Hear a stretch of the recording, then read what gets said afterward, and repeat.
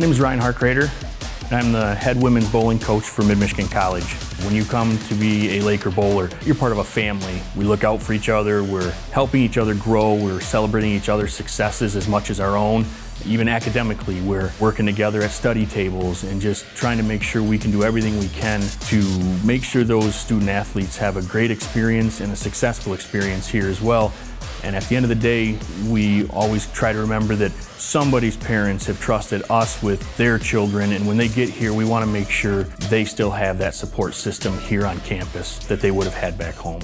I get to see the impact college athletics can make in the life of a student athlete day in and day out. We get to watch them succeed not only in their athletic arena, but also in their classrooms. Watch them grow as they continue their education careers and either graduate and go into the workforce or transfer on to finish a 4-year degree. We get to follow with what they're doing and really watch the success they have and celebrate that with them.